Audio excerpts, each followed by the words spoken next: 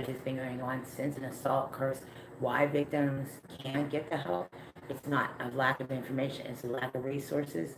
Oftentimes victims are trapped, oftentimes because we are outspoken, because we talk about abuse, doesn't necessarily mean that we're going through the court case. It means that victims' crime assistance, if it doesn't apply to this specific incident, a lot of times there's misinformation out there about our crime cases that they are documented in court. So if there's a reoccurring problem, we need to report back to the police or reports to someone. And I know, having just recently dealt with an abuser and recently dealt with victims, I know for a fact that we are in the middle of something. So when I say that victims are trapped, I'll show you guys how they trap us. They like to call us crazy. They like to call us names. They like to leave us broke and penniless. So naturally, when you're dealing with victims who've been abused or have a history of abuse, first thing I'm going to look at is what has changed in your lifestyle that you said noticeably, and I'm going to talk to Cambridge Police here in a moment. Here, hold on. So I just got off the phone with the Peyton Police. This alert is important, it's relevant. I just talked to them, and obviously if you're in a hotel or any restaurant or any place where there's suspicious activity, please report it. At least this way, it gives other families, other adults the ability to, just know what exits or what travel concerns might be going on. Obviously, when it comes to trafficking, the first thing I would look at is TSA.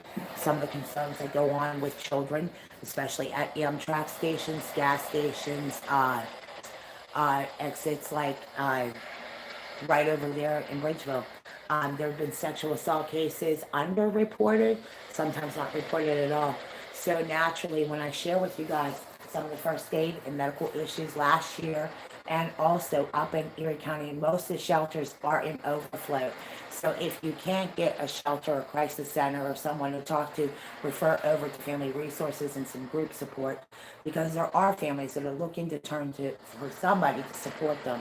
There's a lot of families who've been victims of trafficking. They've also been victims of other things. So naturally, having crime assistance, having a way to, meet somewhere.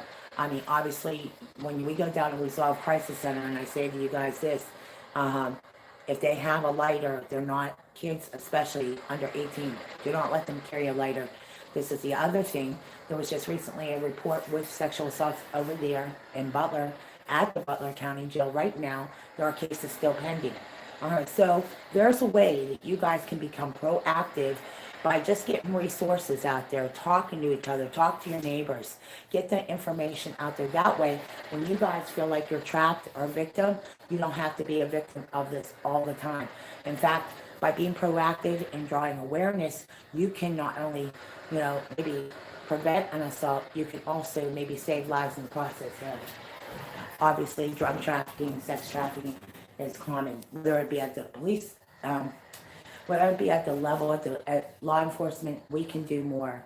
We can do more as a community. We can put a stop to sex trafficking. And I'm a victim of it and survivor of abuse, so I know firsthand by people showing their heroic steps, it makes a big difference. It changes lives and also puts a stop to maybe ongoing years of ongoing abuse. Believe me, this intervention tool, there are ways you can do something to stop it by just speaking out. Thank you guys for listening. And also, your educators, education systems and programs like that, you gotta make sure it's licensed, especially the daycare centers. You don't want these people fronting and businesses without proper legal licensing. Thank you.